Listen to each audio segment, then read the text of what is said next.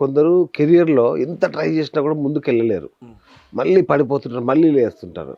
మరి ప్రొఫెషన్‌లో స్థిరత్వం రావాలి అంటే ఏ దేవుణ్ణి వేడుకోవాలి? మంచిదే. ఇప్పుడు ప్రతిదానికి దేవుడి మీదకి పడకూడదు. ఆ! మీరు గమనించండి. ఒక్కొక్కటి జాతకంలో వ్యాపారం సూట్ అవుతుంది. హ్మ్. ఒక్కొక్కటి జాతకంలో ఉద్యోగమే సూట్ అవుతుంది. ఆ!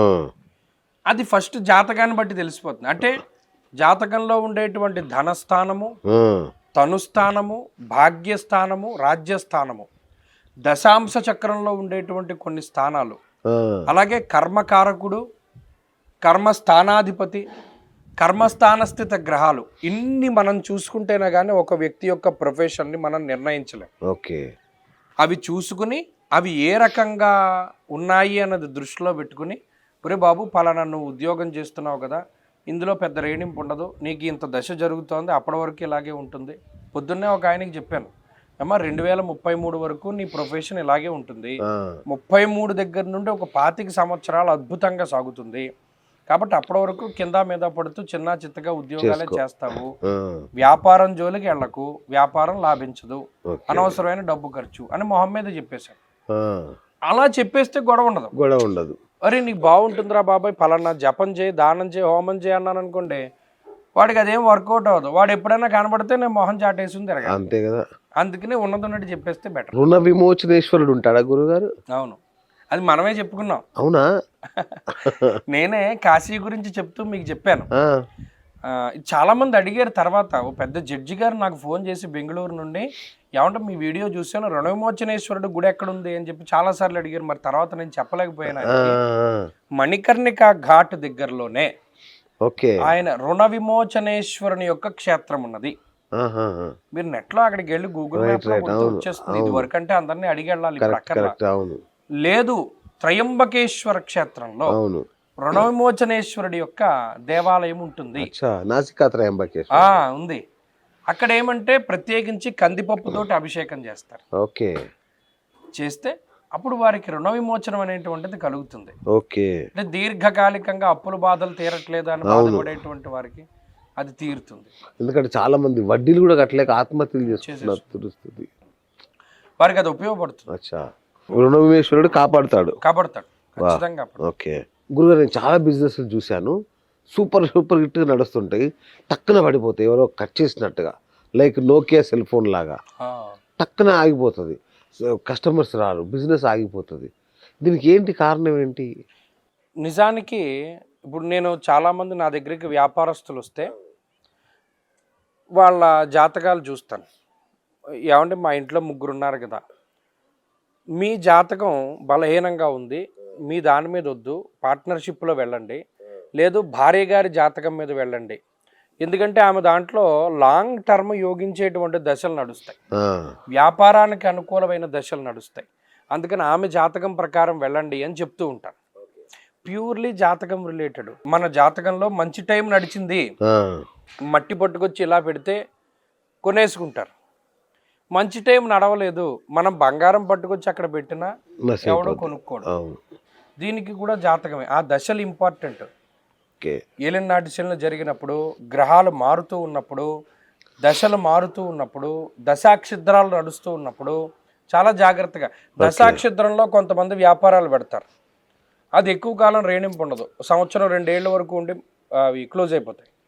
దశాక్షిద్రం అంటే ప్యూర్లీ ఒక మలుపు. ఓకే. పెద్ద టర్నింగ్ ఉందనుకోండి, అది పెద్ద కారైనా చిన్న కారైనా సైకిల్ అయినా ఏమవ్వాలి, స్లో అవ్వాలి. స్లో అయ్యి మలుపు తిప్పాలి.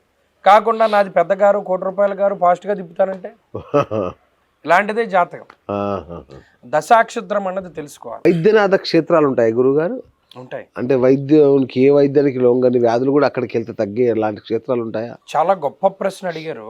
పరల్యాం వైద్యనాథంచ. ఓకే. 12 జ్యోతిర్లింగాల్లోనే వైద్యనాథేశ్వరుడు, వైద్యనాథుడు అనే జ్యోతిర్లింగం ఉన్నది. ఓకే. ప్రథమో దైవ్యోభిషకు అహీగుశ్చ సర్వా ఆంజంభయన్ సర్వా ఆశ్చయాతు ధాన్య. శివుడి నమ్మకంలో వస్తుంది. ప్రథమో దైవ్యోభిషకు. భిషక్ అంటే వైద్యుడు. ఓకే. భిషజే భవరోగిణాం. ఈ భిషక్ అనేటువంటి పదం రుద్రంలోనూ శివ సంబంధమైనటువంటి వాటిలోనూ ఎక్కువగా కనబడుతూ ఉంటుంది. ఓకే. ఆయనే వైద్యనాథుడు. ఆ, ఆయన నయం చేయనటువంటి రోగం అంటూ లేదు.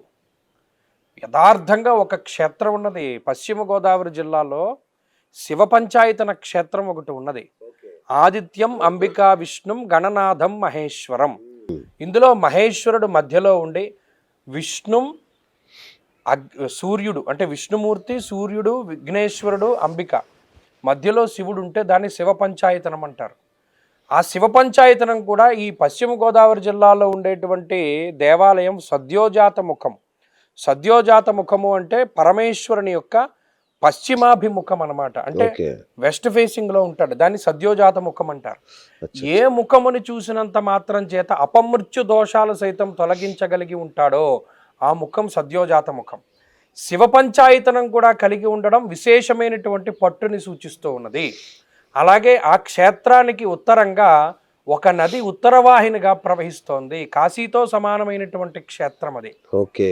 ఉమా వాసుకి రవి సోమేశ్వర స్వామి వారని చెప్పి జుత్తిగాలో ఉండేటువంటి పరమశివుడు అతి గొప్ప ఉత్కృష్టమైనటువంటి శివాలయాల్లో ఒకటి, చాలా గొప్ప శివాలయాల్లో ఒకటి. ఓకే. మీరు నమ్మరు, నేను వెళ్ళి అభిషేకం చేసుకునేటప్పుడు ఆ లింగం మీద పాముకి సంబంధించినటువంటి పడగలు స్పష్టంగా కనబడ్డాయి. వాసుకి తన యొక్క 5 పడగలతోటి శివుడికి ఆ పైన ఎలా ఉండేటువంటిది నేను చూశాను. మధ్యలో లింగం దగ్గర ఎర్రగా ఒక మచ్చ ఉంటుంది, అది సూర్యుడికి సంబంధించింది.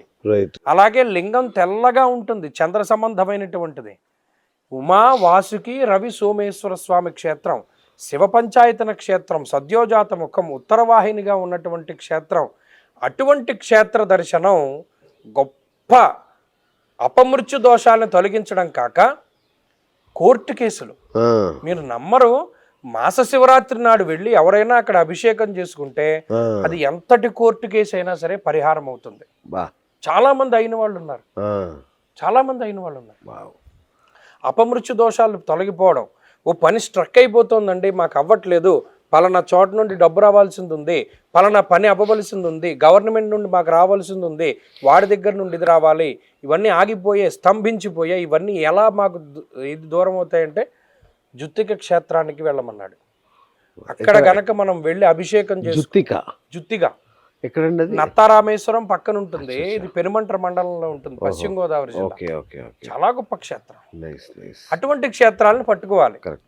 పట్టుకుంటే అప్పుడు మీకు ఎటువంటి రోగం, ఇందాక చెప్పాను ప్రథమో దైవ్యోభిషకు, ఆయన తొలగించినటువంటి రోగం లేదు, ఆయన తీసేయగలిగినటువంటివే ఇవన్నీ. మహానుభావుడు శివుడు, అలాంటి ఆలయాన్ని పట్టుకోవాలి.